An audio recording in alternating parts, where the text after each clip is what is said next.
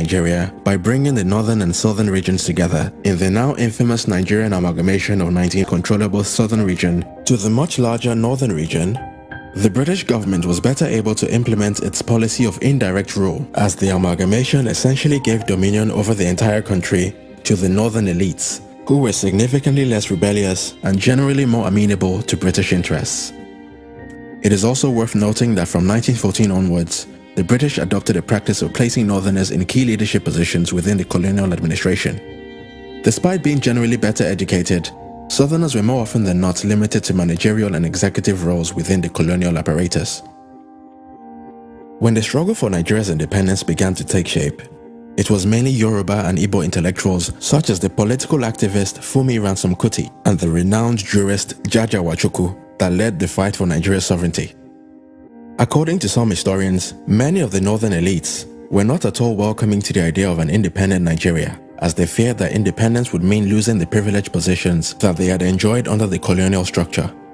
The story goes that as a condition for them agreeing to support the push for Nigeria's independence, the northern leadership specifically demanded that the new nation maintain its colonial political structure. And even though it pretty much guaranteed a continuation of the North's dominance, the Igbo and Yoruba leaders, in their desperation to gain independence at all costs, agreed to the North's demands.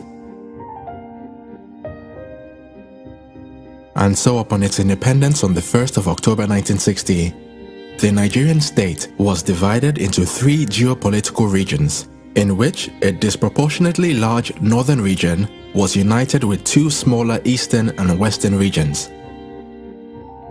Nigeria's British-style parliamentary government was led by its first and only Prime Minister, Alhaji Abubakar Tafawa Balewa, the northern co-founder of his political party, the Northern People's Congress. Tafawa Balewa's NPC party governed in coalition with the Igbo-aligned National Council of Nigeria and the Cameroons, which was led by Nigeria's Governor-General, Dr. Nnamdi Azikiwe, the man who would later go on to serve as the ceremonial president of the First Nigerian Republic, which was established in 1963. The Yoruba-aligned Action Group Party, which was headed by Chief Obafemi Awolowo, played the opposition role. If unity was the goal, then the Nigerian state had gotten off to a very bad start. Nigeria's parliamentary system was a bit of a farce, as Nigeria's 3 main parties were not built around ideology, but on ethnic nationalism. With the vast majority of Nigeria's general population still largely unfamiliar with the Western-style democratic system of their new country, pretty much everyone voted based on ethnicity. The Southwesterners voted for the AG, the Southeasterners for the NCNC, and the Northerners for the NPC. And as the northern region was by far the largest constituency, the NPC was basically guaranteed control over Nigeria, as none of the other 2 parties could compete with the NPC's large northern voting base. As you can imagine, it was only a matter of time before the shoddy foundations on which the Nigerian state had been built began to show serious signs of strain. The entrepreneurial spirit of the Igbos would see many of them move out of their hometowns in search of all the opportunities their new nation had to offer. From Lagos to Benin, Port Harcourt, and even major northern cities like Kano and Kaduna, Igbos began to build businesses and pioneer new industries in the places they migrated to. But as is often the case with successful immigrants, it wasn't long before many of the locals, especially in the north, began to feel more than a bit uncomfortable with the success of their new neighbors.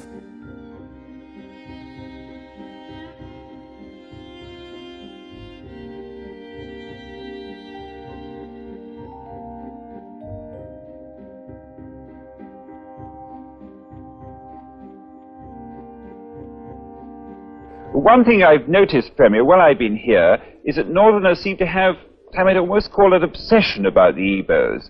Could you perhaps explain that to me? Well, the Igbos are more or less the type of people whose desire is mainly to dominate everybody.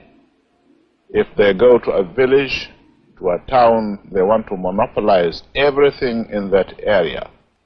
If you put them in a labor camp as a laborer, within a year they will try to emerge as headman of that camp, and so on. Well, in the past, our people were not alive to their responsibilities, because you can see from our northernization policy that in 1952, when I came here, there weren't 10 Northerners in our civil service here. Then I tried to have it northernized, and now all important posts are being held by Northerners. Is this policy of filling all key posts in the north solely with Northerners and not with other Nigerians a temporary or a permanent one? In actual fact, what it is a Northerner first. If you can't get a Northerner, then we take an expatriate like yourself on contract. If we can't, then we can employ another Nigerian, but on contract too. This is going to be permanent, I should say, as far as I can foresee, because it will be rather dangerous to see the number of boys who are now turning from all our learning institutions coming out with having no work to do. I'm sure whichever government of the day might be, it will feel rather embarrassed, and it might even lead to bloodshed. Doesn't this damage the idea, sir, of all people in all regions in Nigeria being fellow citizens of one country? Well, it might, but you are, new to our region, but how many Northerners are employed in the East or in the West? The answer is no. And if there are, there may be 10 laborers employed only in the two regions.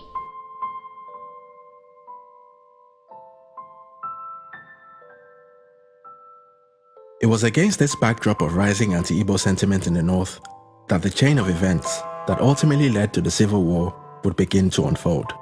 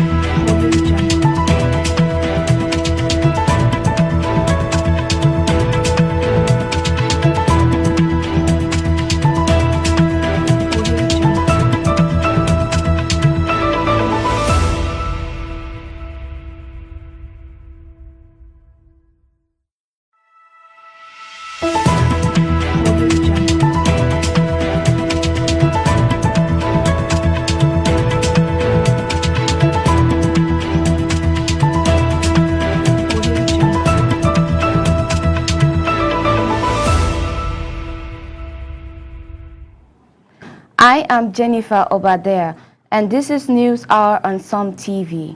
We beam our signals from Jalingo, Taraba State. Stay connected with us on Facebook at Some TV and catch our live stream on YouTube at Some TV Live. Let's begin with the major headlines.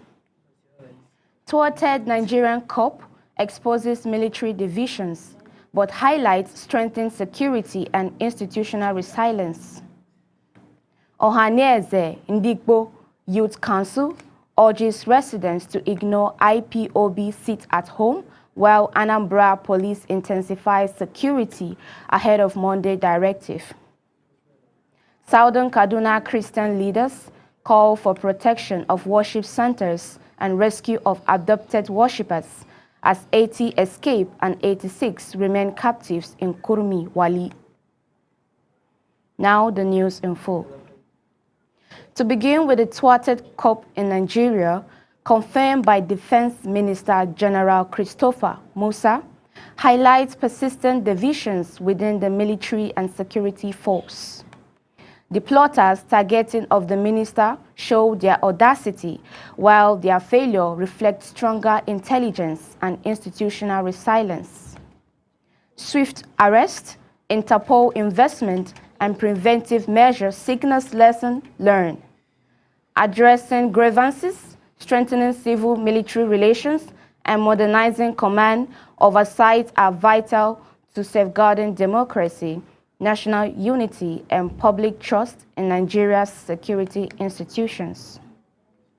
To continue, the Ohaneze Ndigbo Youth Council has urged residents of the Southeast to disregard the sit-at-home order announced by the indigenous people of Biafra for Monday, February 2nd. In a statement, National President Mazi Uku Nyabueke described the directive as self-serving and economically damaging, noting that IPOB leader Mazi Nnamdi Kanu has repeatedly exposed such actions. Residents, traders, and institutions were advised to continue normal activities. In response, the Anambra State Commissioner of Police, Ikoye Orutugu, has intensified security measures across the state following the announced sit-at-home order. At an emergency meeting with area commanders, he ordered enhanced intelligence lead patrols and surveillance. IPOB lawyer Ifeanyi Ejiofor dismissed the lockdown as false, urging compliance with normal life. The police reassured residents of adequate security and encouraged reporting of suspicious movements. Meanwhile, Southern Kaduna Christian leaders have appealed to government and security agencies to protect worship centers and secure the release of abducted worshippers. Speaking at the 2026 Southern Kaduna Prayer Summit in Kafanchan, Apostle Emmanuel Kure condemned delays in rescue operations and criticized exorbitant ransom demands. He called for coordinated action among authorities, communities, and faith leaders to safeguard sacred space and prevent further attacks. Subsequently, reports confirmed that 80 worshippers adopted during a church service in Kurumin Wali, Kajuru local government area have escaped and reunited with their families, while 86 others remain in captivity. The village head, Ishaku Dan Azumi, appealed for urgent military intervention and warned against politicizing the incident. Kaduna State Police said a comprehensive report will be released as investigations and rescue efforts continue. On a related note, the Kwara State government has reopened schools previously shut due to bandit attacks. Citing improved security conditions, authorities said joint military and police operations have restored calm in affected areas. Parents, teachers, and students were urged to remain vigilant and cooperate with security agencies. Formal notifications have been issued to schools statewide, alongside continuous surveillance and community engagement to ensure safety. Turning to education matters, Labour Party presidential candidate Peter Obi has criticized the federal government over the prolonged primary school teachers' strike in the Federal Capital Territory. He questioned priorities, noting that while billions were spent renovating the International Conference Center, public schools remain closed. Obi stressed that education is fundamental to national development and warned that insecurity and industrial actions continue to undermine learning outcomes. In contrast, the federal government has reiterated that Nigeria's global competitiveness depends on equipping young people with education and digital skills. Information Minister Mohammed Idris, speaking at the Federal University of Technology, Minna, highlighted reforms in technology, agriculture, renewable energy, and the creative economy. He urged graduates to embrace lifelong learning, develop practical skills, and contribute meaningfully to national development. Additionally, a coalition of Nigerian Muslim women has called for a review of NYSC uniforms to better accommodate Muslim female corps members. Speaking a briefing ahead of the 2026 World Hijab Day in Abuja, Ms. Firdausi Amasa proposed modest uniform adjustments and stronger anti-discrimination policies. The group also advocated mentorships and leadership programs to empower hijab-wearing women nationwide. In Sokoto State, Governor Ahmed Aliyu has urged residents to apply the lessons of Ramadan to civic responsibility and community development. Addressing a lecture organized by the Yoruba Muslim community, he emphasized self-discipline, empathy, and service. Religious leaders echoed the call, encouraging support for the less privileged, stronger communal bonds, and active civic engagement as part of moral development. On the security front, troops of Operation Haɗin Kai have killed senior Boko Haram commander Abu Khalid and 10 fighters during an operation in Konduga local government area, Borno State. Army source confirmed Khalid was Boko Haram's second in command in Sambisa forest. Weapons and logistics were recovered with no troop casualties recorded. Clearance operations continued to prevent insurgent regrouping.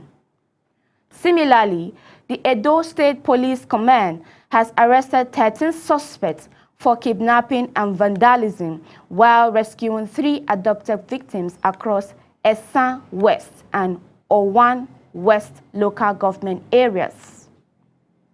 Acting on intelligence, police dismantled suspect camps with support from vigilantes and security corps.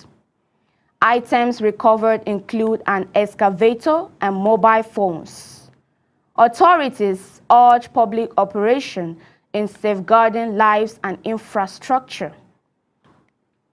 In Kebbi State, police rescued 2 kidnapping victims in Kalgo and Dundee local government areas and arrested 1 suspect.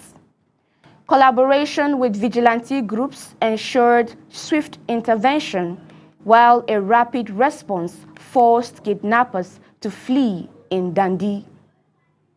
The rescue victim received medical care as police intensify patrols and intelligence gathering, stressing community cooperation in preventing further criminal activity.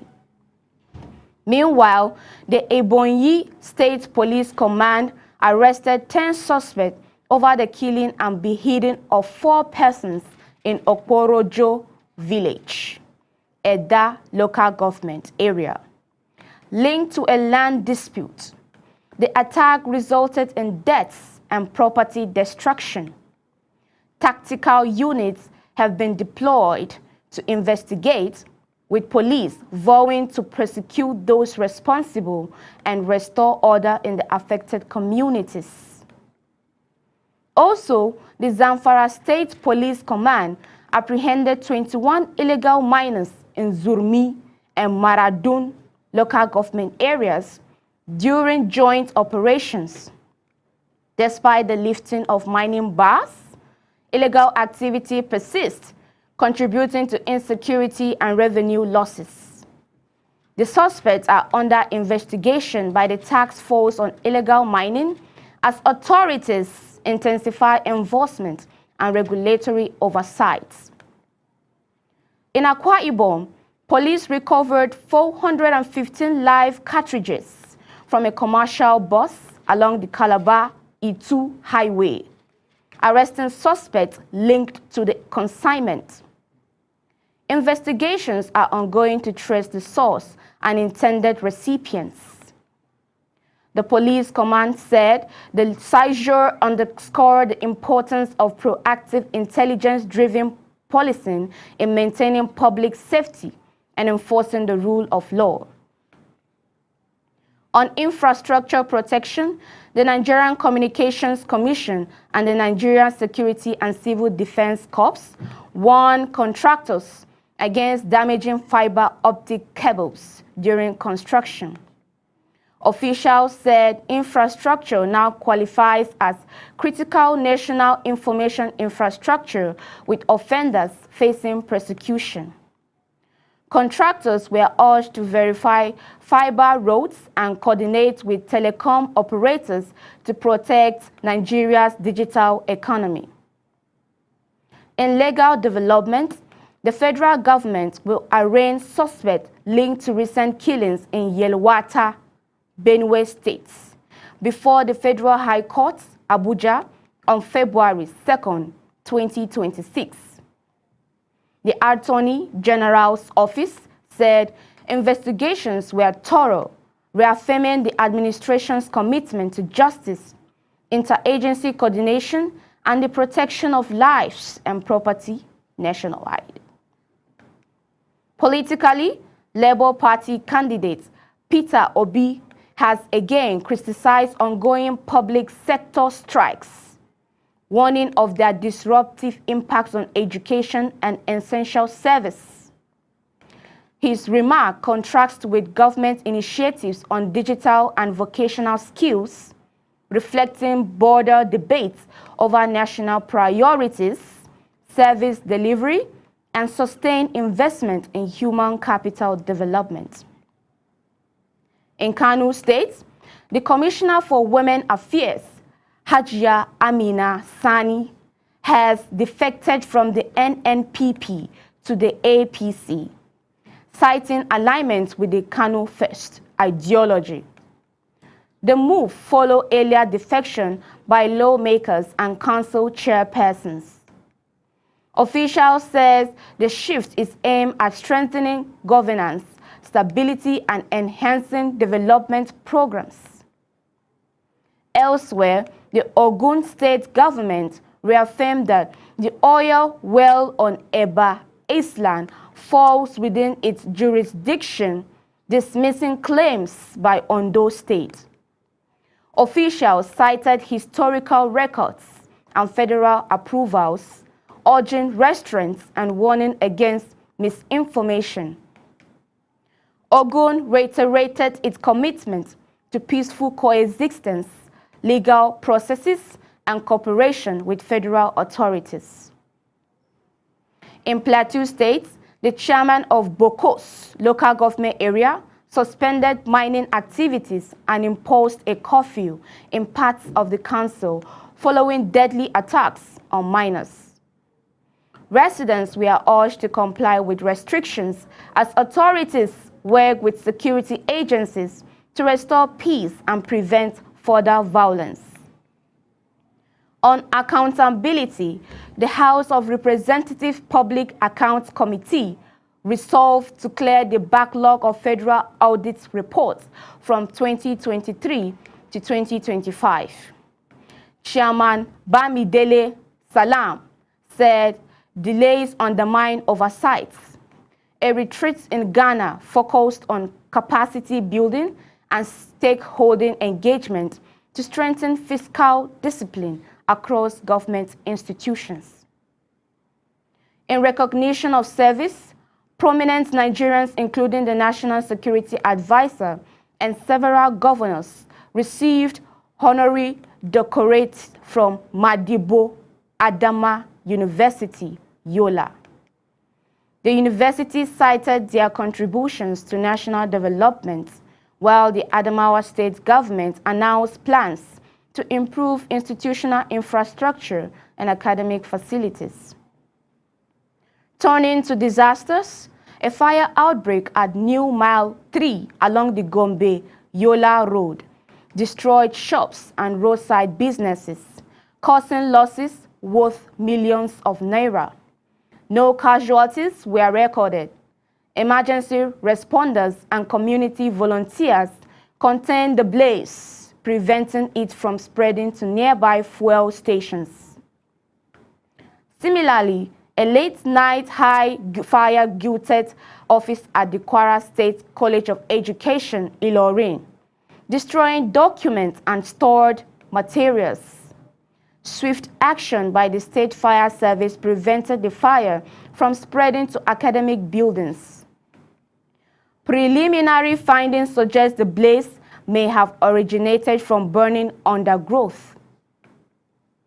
On drug enforcement, NDLEA operatives arrested a Brazil-based Nigerian businessman at Lagos Airport for smuggling cocaine. Large quantities of cannabis and other drugs were also seized nationwide, with multiple arrests recorded. The agency said the operation reflects sustained efforts to dismantle drug trafficking networks.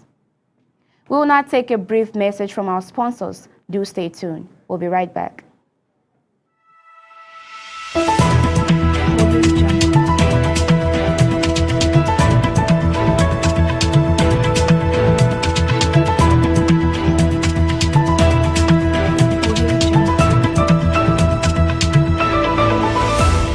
Do you want to score 280 and above in JAMB?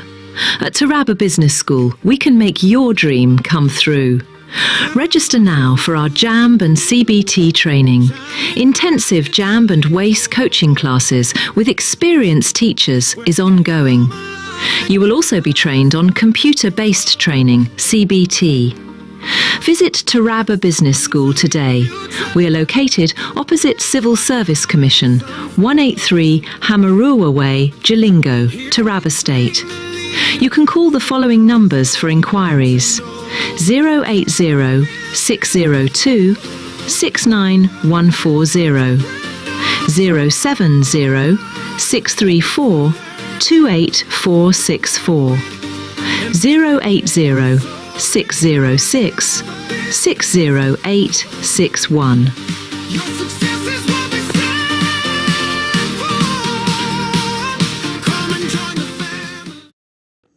Africa, a land of growth, rhythm, and resilience. Where every thread of the fabric tells a story, Every beat of the drum echoes heritage. and every voice carries the soul of generation. We are Africa, bold, beautiful, and timeless. At Some TV, we don't just tell African stories. We celebrate it in every color, sound, and tradition. From the past that shaped us. To the future we proudly define. Some TV, Africa, seen, heard, celebrated. Some TV, cause of the nation.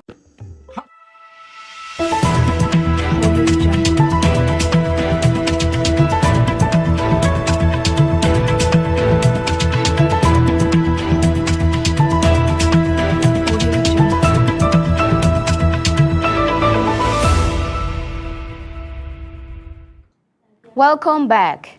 Now to the rest of the news. On international news to conclude, more than 200 people were killed following a coltan mine collapse in Eastern Democratic Republic of the Congo. The landslide occurred during the rainy season at the Rubaya mine, which produced a significant share of global coltan. The United Nations accused rebels groups controlling the areas of exploiting mineral resource to fund insurgency as rescue and medical efforts continue. Separately, top US and Israel military leaders held closed-door talks at the Pentagon amid rising tensions with Iran. Officials said discussion focused on regional security and operational readiness. The meeting coincides with increased U.S. military deployments in the Middle East, as both countries stressed vigilance while pursuing diplomatic channels to prevent escalation. In a related development, Israel's defense minister met with senior military officials in Washington to assess preparedness for potential regional contingencies. Both nations reaffirmed strategic coordination in addressing perceived threats from Iran, underscoring continued military cooperation alongside diplomatic effort to manage instability in the Middle East. That's all for now. Follow us on Facebook at SOMTV and subscribe on YouTube at SOMTV Live for breaking news. I am Jennifer Obadea. Until next time, stay informed, stay vigilant.